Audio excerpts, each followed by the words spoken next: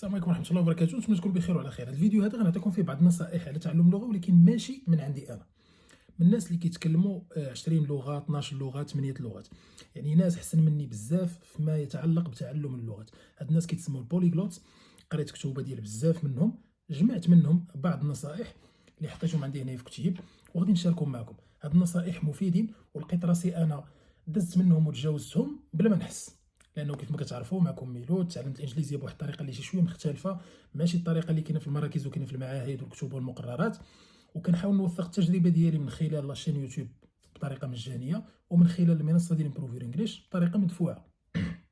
الا وصلتي لهاد المرحله دي في الفيديو شكرا، ودير جيم في هاد الفيديو هادي الله يرحم الوالدين، وشي كومونتير زوين ولا خايب حاب بدل يكون زوين. اوكي، وإلا استفدتي ولو غير شويه ما تنساش تدعي مع الوالد ديالي بالرحمه، جزاك الله خير، شكرا.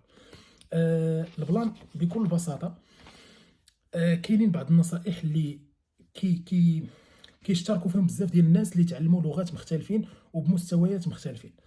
مثلا كاين واحد السيد سميتو ستيف كوفمان، تقدروا تقلبوا عليه. هذا السيد هذا كان كيهضر في الوقيته اللي كنت عرفتو انا والله اعلم، كان كيهضر 15 لغه ولا اكثر بمستويات متفاوته، يقدر يكون زاد. وهذا السيد هذا هو المثال الحقيقي ديال انه لاج ما عندوش علاقه بالتعلم.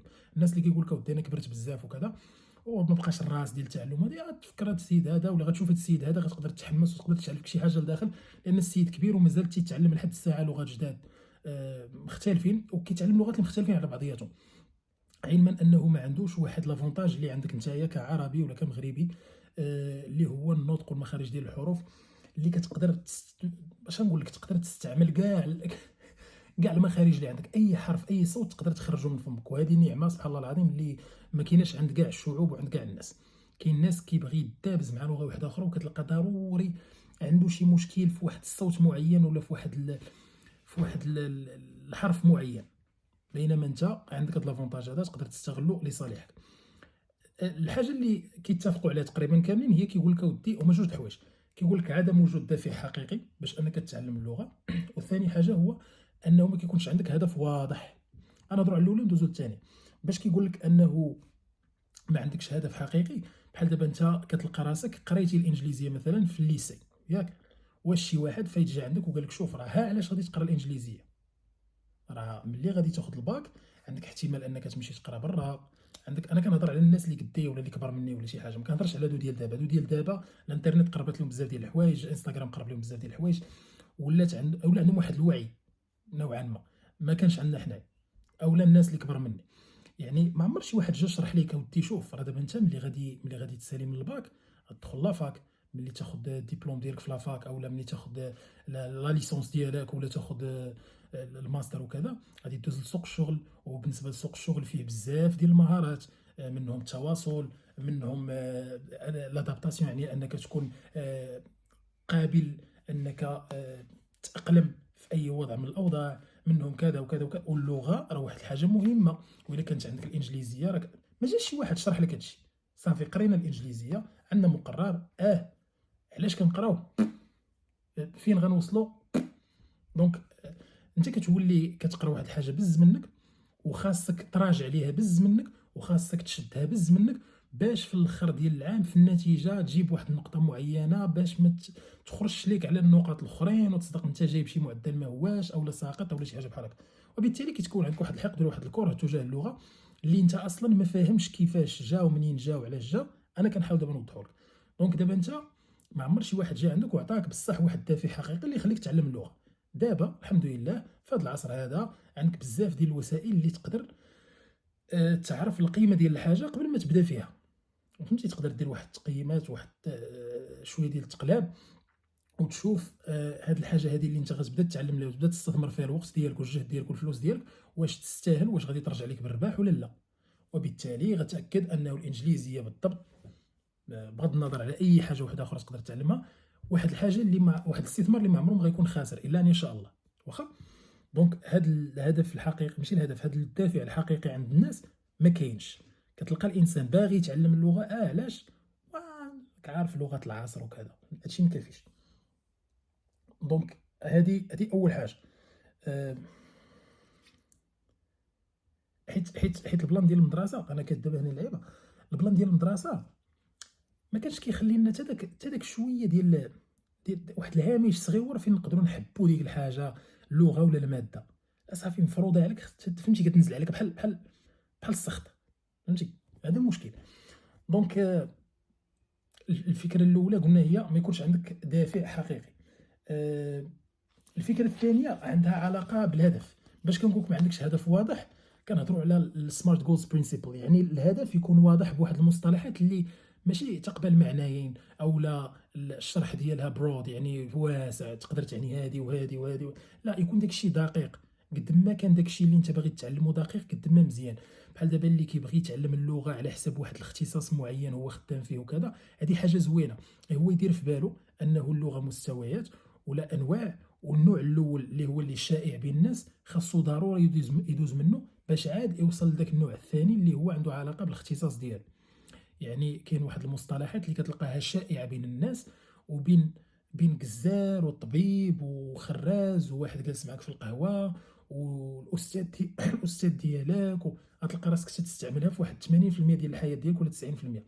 هذا النوع الاول هو اللي حنا كنخدموا عليه في امبروف يور انجليش، وهو اللي خدمنا عليه في هذا الكتاب هذا، اللي تقدر تشريه بثمن رمزي في كبي دي اف، تقدر تواصل معنا لتحت وتاخذه، او لا هو اللي خدامين عليه في التحدي ديال 50 يوم اللي كيخليك تهضر في 50 موقف مختلف.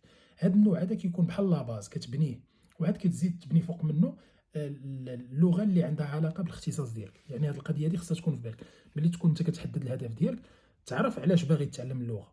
انا مثلا خدام في البنك ومحتاج نتواصل مثلا في دي كونفيرونس، او لا محتاج نتواصل مع ابناء كاينين برا لغرض من الاغراض. انا ما عنديش فكره على الخدمه كيفاش كتكون، مي غير كنقولوا صافي.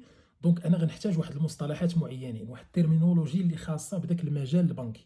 ولكن واش المحادثه ديالي في في الخدمه كامله غتكون غير بديك الترمينولوجي؟ لا، غتكون مجملها عنده علاقه بهذا النوع الاول ديال اللغه. واللي ما فهمش هذه القضيه ديال الانواع، راه درت 2 فيديوهات عليها، تقدروا تدخلوا لاشين وتشوفوا الفيديو سميتو اين نوع ديال اللغه خاصني نتعلم. تفرجوا فيهم بجوج غتفهموا شنو هما الانواع ديال اللغه، وغتعرف شنو هو النوع اللي انت خاصك تركز عليه. يعني هذا البنكي، هذا البنكي، المهم هذا الشخص اللي خدام في البنك، المصطلحات اللي غيستعمل او المحادثات اللي غيدور بينه وبين الناس، مجملها ولا الاغلب ديالها غيكون كيتبازا على ذاك النوع الاولاني اللي هضرنا عليه ديال اللغه، بالاضافه لبعض المصطلحات المدردرين اللي خاصين بالمجال ديالو. دونك خصو ياسس راسو في المستوى الاول. هذه ردوا ليها البال. وباش كنقول لكم هكا، الا مشينا دابا هضرنا على اللغه العربيه، دابا انت كتهضر العربيه وكتفهم العربيه مثلا، ولكن واش انت ملم بالعربيه كامله؟ لا. راه كاين 12 مليون كلمه ولا اكثر، واش عارفهم كاملين؟ لا. ميم في الانجليزيه اخر احصائيات انا قريت، ما درتش ابديت، اخر احصائيات قريت الانجليزيه فيها 170 الف كلمه، ياك؟ هذيك 170 الف كلمه نيتيف سبيكرز اللي هما اللغه الام ديالهم ضابطين او لا عارفين ما بين 15 الف و 20 الف كلمه. لك ان تتخيل. ما عرفتش النسبه المئويه ديال هذه من هذه شحال، ولكن هما براسهم غير ملمين بكل شيء. دونك انت غتعلم من اللغه شنو انت محتاج، غتعلم هذاك النوع الاول اللي غادي تستخدموه في بزاف ديال المواقف، وتزيد تبني عليه حويجات واحده اخرين اللي عندهم علاقه بالاهتمامات ديالك او لا بالعمل ديالك. هذه ردوا لي البال. القضيه ديال الهدف راه هضرنا عليه، خصو يكون سمارت، يعني خصو يكون سبيسيفيك وميجربل و اتشيفبل اتينبل، ويكون رياليستيك او لا ريليفنت ماشي رياليستيك، بجوج يكون رياليستيك وريليفنت، ويكون تايم باوند يعني يكون محدد بدقه، ويكون قابل للقياس، ويكون يعني قابل انك تحققه، يعني منطقي، ما تبقاش تحلم، ويكون عنده صله بك او عنده علاقه بك وبداك الشيء اللي انت باغي دير في حياتك. يعني ما يكونش انت هنايا والهدف مفزع في شي جهه واحده اخرى، هكا صعيب حتى باش تجمع، ويكون مؤقت بواحد المده زمنيه ممكنه. يعني تكون منطقيه، حبذا لو تكون منطقيه، فهمتي. خليني نتعلم الانجليزيه في 5 ايام. انا هذا الكتاب هذا اللي كنقول ساهل وكل شيء، على الاقل يقدر ياخذ لك شهرين كبدايه، ومن بعد غتبدا تراجع واحد شويه، وغيخليك تهضر في مواقف مختلفين، وغيخليك تفهم اهم القواعد في الانجليزيه، وكل شيء مشروح بالعربيه ومشروح بواحد الطريقه اللي هي بسيطه جدا. اوكي، جينا فاش تقدير الكميه. اوكي، تقدير الكميه بواحد الطريقه دقيقه جدا شرحها هنايا. هذه ثاني حاجه. والناس اللي عاد باغا تبدا، راه ديما كنقول هاد القضيه هادي، ملي تعرف شنو هو الهدف ديالك، علاش باغي تتعلم اللغه، وداك الدافع الحقيقي يكون عندك، وداك الشيء خصك دير واحد التقييم للمستوى ديالك، تعرف شنو هو المستوى ديالك دابا، باش تعرف شنو هو الماتيريال او المصادر او الموارد اللي انت غادي تستهلكها باش تطلع المستوى ديالك في اللغه الانجليزيه. هكا باش ما تبقاش غادي مفركل، فهمتي؟ كتفرج في هاد لاشين وكتشوف هاد الفيديو وكتعلم هاد الحاجه، يقدر داكشي اللي تكون كتعلمو كامل مزيان، ولكن ماشي مفيد ليك انت في ديك المرحله اللي انت باغي، او لا. انا نهضر على هذه النقطه هذه. الخلل في تصور النجاح والفشل في اللغه. هذا البلان هذا اللي بديت دابا وما كملتوش، شنو هو؟ كتلقى شي واحد كيقول لك شوف انا راه بغيت نتعلم اللغه ولكن راه فشلت، ما نجحتش فيها. هو راه ماشي ما نجحش فيها، هو غير النتائج اللي كان غيوصل ليهم كانوا غيكونوا بعاد، لانه خدا طريق غالطه. وواحد اخر خدا طريق صحيحه غيكون عنده نتائج قراب، لانه عرف الطريق الصحيحه. هذا هو البلان اللي كيخربق لك البارامتر، هو اللي كيخربق لك الامور. ما كتعرفش راسك واش نتايا غادي في طريق صحيح ولا ما غاديش في طريق صحيح، حتى كتلقى راسك دوزتي مده كتقول كون غير درت كذا، كون راه ساليت في كذا، فهمتي؟ دونك هادشي منين كيجي من انك تعرف علاش باغي تتعلم اللغه، تشوف المصادر اللي غيعاونوك توصل لداكشي اللي انت بغيتي. راه ماشي مصدر حيت زوين ولا حيت كيدير مونتاج واعر ولا حيت خونا كيدخل الخطر ولا حيت مقبول غادي نتبعو وهو ما كيفيدنيش انا اصلا. دونك الواحد يحتكم للدماغ ديالو واحد شويه. حاجه واحده اخرى هي الخوف من ارتكاب الاغلاط. هذا البلان هذا راه كيعانيو منه الناس. انا في الاول واش كنت كنسمعو تنقول في بالي وايلي انت كاين شي واحد صاحبي كيخاف يدير الاغلاط، ولقيت ان بنادم بصح ما كيقدرش يهضر تيقول واو الا غلطت. اقسم بالله العلي العظيم الا كان كيسحب لي هذا البلان هذا ما كاينش. كنت كنتخيل في دماغي انه زعما فهمتي بنادم يهضر عادي، في المشكل انا غلطت هي ومن بعد واش كاين شي واحد يحاسبني جا غندي ذنوب شنو؟ شنو المشكل زعما انا غلطت؟ علاش غنبيرفيكسيوني هذيك العباره ولا الجمله ولا شي حاجه في دماغي باش عاد نقولها؟ المهم بطبيعه الحال هذا الشيء ما كيتنافاش او لا ما كينفيش انك دير مجهود. لا، دير مجهود انك تهضر مزيان، دير مجهود انك تتعلم وتضبط الامور ديالك وداك الشيء لا شك، ولكن باش ان هذا يكون حاجز انك تحبس وما تهضرش وكذا وتبقى تقدس داك بنادم اللي قدامك او لا تقدس الاجنبي لانه زعما ما نعرف يشوف فيك شي شوفه ما هياش، شي يعاود لخالته. زعما سمحوا لي عليها ما ديروش ملي قلصوه، ولكن زعما ما سوقيش، فهمتي؟ شتي لا كاع شي نهار تحطيتي في شي موقف فين شي واحد بدا كيفهم عليك ولا بدا كيصلح ليك، حفظ عباره وحده قول لي at least I speak your language. اوكي at least I speak your language، على الاقل تهضر اللغه ديالك، فهمتي؟ قول انت اش كتعرف العربيه صافي وهنينا غير. المهم وما غطيحش فيها، ولكن انا كنقول لك زعما لا مشينا طحتي في شي واحد مريض، واخا ما طيحش فيه ان شاء الله الا ان شاء الله. حاجه اخرى هي التشوه في تقدير الذات. هذا البلان هذا غيجيكم شويه بحال داكشي ديال التنميه الذاتيه وكذا، ولكن كاين حتى هو من الحوايج اللي صدموني ان كنلقى بنادم اللي تيقول لك زعما عنده قناعه في دماغه لداخل انه كيقول لك لا شوف انا ماشي ديال لونجلي، انا ما داكشي د اللغات كذا لا ما معطيش ليا. ما كايناش هاد القضيه هادي، كلشي كيجي بالتدريب، كلشي كيجي بانك تتعلم بطريقه صحيحه، كلشي كيجي بتوجيه مزيان، كلشي كيجي بشويه ديال المساعده ما فيها باس. واحد الحاجه انا ما عارفهاش، راه كاين واحد المقوله زوينه كنت باغي نبدا بها الفيديو ولكن ما توفقتش، هي ما غاديش نعيشوا الوقت الكافي باش نتعلموا كلشي. داكشي علاش خصنا نمشيو عند خبراء. اوكي انا ما غاديش نعيش الوقت الكافي باش نتعلم السباحه لراسي، علاش ما نمشيش نشوف واحد الشخص اللي احسن مني ويقدر يفيدني وعنده واحد الملكه ديال انه يوصل لي الفكره ويشرح ليا وعنده شويه الخاطر وكذا، ونخلصوا ونربح شويه ديال الوقت ونتوكل على الله ونتعلم. باش نبقى انا ندابز مع راسي ونتعلم عوج وغلط ونعاود وكذا؟ لا، مشي عنده هو ويعطيني الطريقه الصحيحه البسيطه، هو ضرب تماره وتعلم وفهم ودار هو اغلاط وكذا، يختصر عليا انا المده وانا ديك المده غنشريها بالفلوس. هذا مثال وقس على ذلك. وهذا البلان هذا راه كاين واحد المقوله ما عرفتش واش كيقولها بحال الريدل بحال اللغز، تيقول لك اودي عندي قرعه ديال الدجاج وفي وسط منها الدجاجه، بغينا نخرجوا منها الدجاجه بلا ما نهرسوا القرعه ديال الدجاج وبلا ما نقتلوا الدجاجه، كيفاش نديروا لها؟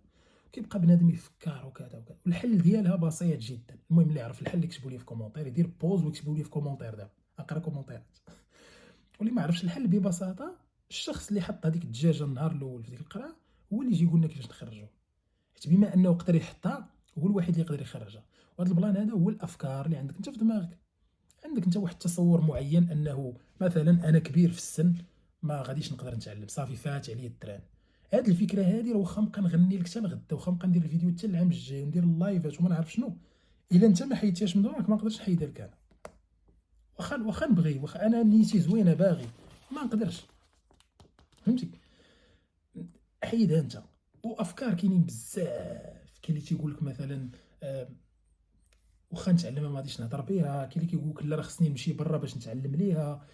كل واحد وشنو الافكار اللي عنده، فهمتي؟ كاين اللي تيقول لك الا ما مشيتش للمركز راه ما عمر شي واحد يعلمني، كاين اللي كيقول لك الا ما شديتيش ليدي بحال هكا بقيتي غادي معايا بخطوه بخطوه ما كاينش اللي غادي يعلمني. المهم حنا هاد القضيه راه كنديروها في التشالنج، اللي بغى يدخل معنا مرحبا تواصل معنا. المهم هاد البلان هذا حيدو من دماغك الا قدرتي، لانه اللغه مهاره بحال كاع المهارات، وديك المهاره حسبها انت بحال شي عضله كتدرب وكتمرن، فهمتي؟ و خصها توجيه وطريقه صحيحه وتوفيق من الله عز وجل لا شك، هذيك هي اول حاجه. المهم القدره ديال التعلم راه معطيه للناس سواسيه في كاع الناس، فهمتي؟ يقدر يكون اختلاف في مدى الاستيعاب، يقدر يكون اختلاف لا شك، ولكن راه كل شيء مخلوق باش انه يقدر يهضر لغه وانه يتعلمها، راه ماشي شي حاجه اللي خارقه للعاده. هادشي اللي غنقول لكم. الحاجه الاخرى اللي غنختم بها دابا كنهضر على ستيف كوفمان بالضبط. قال لك اودي الانطباعات اللي كيكونوا عند الناس على لغه جديده بحال شي بحال شي ضيف ثقيل على القلب، فهمتي؟ تشوفوا صونا ولا دق عليك في الدار تقول واه فلان جا، ولا جالس انت وصحابك في القهوه شي صاحبكم رخيم، فهمتي؟ شي صاحبكم ثقيل على القلب، غا تتشوفوا تتكحلوا بالعمى، تجلس وكتبقى تشوف تقول واه الجلسه عاوتاني دابا اش خلاو المصريين بازت. تتبان لك ثقيله علاش؟ لانها مختلفه بطبيعه الحال على شنو انت موالف، مختلفه في التركيبه اللغويه ديالها، مختلفه في الاصوات ديالها، مختلفين المصطلحات ديالها، مختلفين التعابير والامثال ديالها الشعبيه وحتى الثقافه، وخصوصا الا مشيتي لشي لغه اللي فريمون بعيده عليك. يعني انت مثلا عايش في المغرب ومثلا تنقولوا نقولوا مثلا اليابانيه، واخا بعيده عليك، كيفاش كتكتب، الاصوات ديالها، الثقافه ديال الناس، يعني بعيد عليك. مازال الانجليزيه نقدروا نقولوا صافا شويه، فهمتي؟ بزاف منا كان عنده ام بي سي 2، فهمتي؟ كيشوفها كيسمع شويه ديال اللونجلي. كاين اللي كانوا كيسمعوا موسيقى يعني بحال الا كايند اوف فاميليير معاه، فهمتي؟ بحال موالف شي شويه الانجليزيه، قريبه للفرنسيه اللي مده وحنا كنقراوها. ولكن الا مشيتي لشي لغه اللي بصح بعيده عليك لظرف من الظروف لسبب من الاسباب، اضطريتي انك تمشي تخدم في الجابون مثلا، وبديتي كتسمعها وكذا، تقدر تجيك شويه ثقيله عليك، فهمتي؟ تجيك غريبه، تجيك ما تبغيش تقبلها، فهمتي؟ وهذا الانطباع هذا الا خليتيه شويه ياثر عليك غيدير بينك وبين اللغه واحد الحاجز ديال الدجاج، انت كتشوفها هكا وما قادرش توصل لها، فهمتي؟ دونك حبذا لو تكون واعي بهذا البلان هذا وتحيدو من الجدر، فهمتي؟ تعامل معاه بحال شي واحد يلاه كتعرف عليه وكتحاول تشوفي الزوين اللي فيه وانت غادي وكذا، والامور بشويه بشويه حتى تولي تستمتع بالجلسه ديال داك الشخص اللي انت كتعرف عليه. اوكي. المهم حاولت ما امكن انه نلخص ما يمكن تلخيصه من خلال بزاف ديال الكتوبه، ماشي واحد ماشي جوج، من خلال تجارب ديال بوليغلوتس مختلفين، وقلت انه هما اهل انهم يعطيو نصيحه لانهم كيهضروا اكثر من 5 لغات، العيان فيهم كيهضر 8. دونك يعني الا قال لك خذ من عندي نصيحه جات معاه. وحاولت نقول لكم هذا الشيء بطريقه مبسطه بشعبويه، ونتمنى من الله عز وجل انكم تكونوا استفدتوا ولو شويه. الا استفدتوا ما تنساوش تدعوا مع الوالد ديالي بالرحمه وشي كومونتير زوين لكم تما، بارطاجيو الفيديو مع شي واحد اللي يقدر يستافد منه حتى هو. والسلام عليكم ورحمه الله وبركاته.